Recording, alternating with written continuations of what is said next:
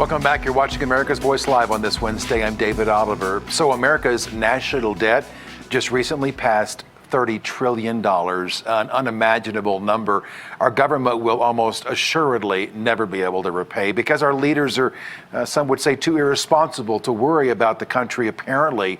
But there are some who actually want to try and correct the course that we're on right now. One of those people is my next guest, David Biddulph, a co-founder of Let Us Vote for a Balanced Budget Amendment, Citizens Campaign, Inc. And David also contests that technically there are enough Article 5 applications already submitted to trigger a constitutional convention with the aim to create a balanced budget amendment to the U.S. Constitution. Mr. Biddulph is joining us from Florida. Thank you for being here, sir. I appreciate your time.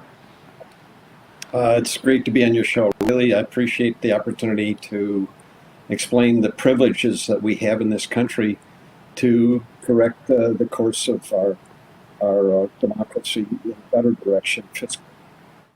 Before we get into the civics lesson of how states can force this issue, I just read a number there that I think probably would be shocking to so many people. We are $30 trillion in debt. I can't even imagine how we will ever pay that off. What are your thoughts on that number I just shared with our viewers there? What it is it's we've mortgaged our children's future and our grandchildren's future almost to the point of breaking. And but over time we can pull it back. We have the ability to slow the growth of government to below the growth of the spending and below the growth of the economy, and we can do this with a vote of the people for a constitutional amendment. And the time's come to take on the federal government with a procedure that's never been triggered before, and that is when 2/3 of the states demand a convention for proposing a balanced budget amendment, as we have today. Then Congress is mandated to call that convention. And then, going back to your Coors example, you talked about prohibition. It was a vote of the people on December the 5th of 1933 for the Yes Pledge delegates in Utah that triggered the repeal of prohibition. Hardly anybody knows that a vote of the people could do anything constitutionally, but that is in fact the case. So our proposal before Congress that is actually in bill drafting right now is that they take the resolutions that had been passed from the beginning of our country through 1979. There were 39 that were either for a single subject of a fiscal responsibility amendment or for any subject. And then some of those went right back to the first year that our country was in business. And that means that was 39 applications of the 34 we need. And Nevada was actually the 34th, according to the Article 5 library. So Congress is compelled by the Constitution to call the convention right now. We would like, for example, we could suggest to them, to Congress, that do your duty, call the convention for the 4th of July, and then let's put it on the ballot for November the 8th of this year, and let the people decide whether or not we're going to lose another $30 trillion over the next 43 years. So what do you think it's going to be? Yeah, exactly. Obviously, there's a lot of state interest in this. We've seen some states that have already come forward saying they are interested in this process. And what's interesting to me is so many of the states in our country already have a statewide level balanced budget amendment, but we don't have it on the national level. Again, kind of walk us through this. And I have to wonder, too, if we get this constitutional convention, and let's say we get this ratification and we get this amendment in there, I wonder the financial ramifications because of the hole we've dug ourselves into in terms of borrowing money to pay debt. I just wonder what would happen if we actually can get this thing through in terms of being able to pay the bills here in our country. Yeah, so that's a really good point. And number one is that there isn't going to be any, quote, spending cuts. We can do it as long as we slow the growth of government, but lower the growth of the economy. Because as the economy grows, the revenues go up, And this is, we're not going to balance the books for years and years to come. But the point, though, is we're going to slow the growth of government below the growth of the economy. And so we don't have any tax cuts. We actually don't need any revenue increases other than those that occur naturally with the growth in the economy.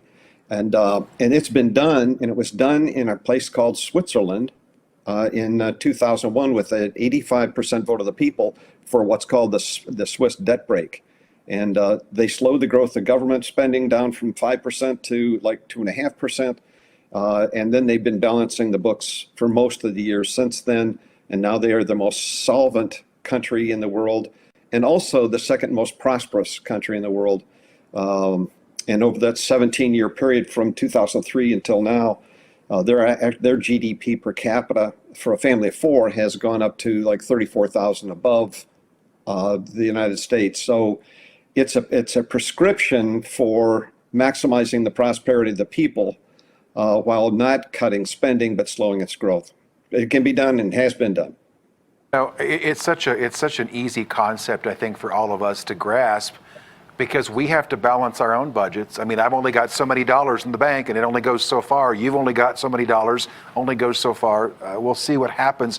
I want to give our viewers some solutions, if you will. How can people get involved in this fight if they're watching us right now and they want to take up arms, if you will, and get involved with this cause?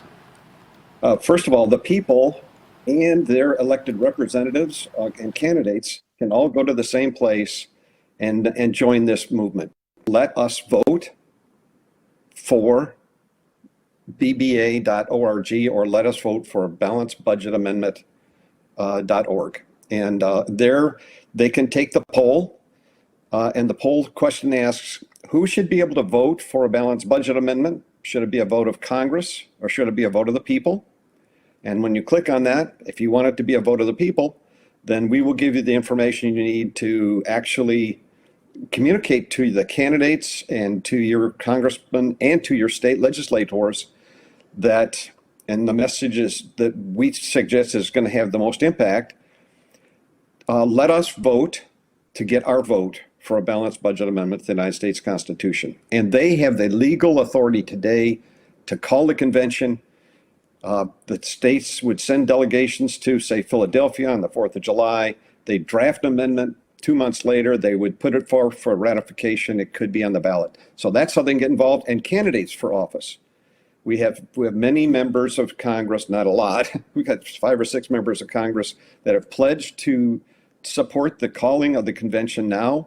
And we're actually in bill drafting with one of those pledge signers. So people that are running for office, they can get on board, because this is going to be a freight train.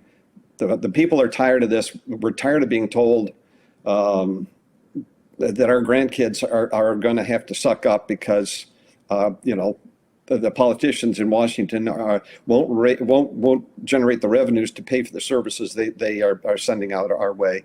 And it's unfair to the next generation or the one after that. To be picking up the interest tab for Congress's, inability to balance the books, like every American household, every business, and so it's time to stop it. It's time for the states to draft and the people to ratify this amendment. Yeah, I mean, no matter what side of the aisle you're on, Republican or Democrat, we are borrowing money to pay the interest on borrowed money. That's a fact. David Biddulph, the co-founder of Let Us Vote for a Balanced Budget Amendment, the Citizens Campaign, Inc. Sir, I appreciate your time, and we'll keep our viewers updated on what's going on with your campaign, all right? Thank you so much. Really appreciate it, David. Thank you. Okay. Have a good day, sir. Well, coming up, much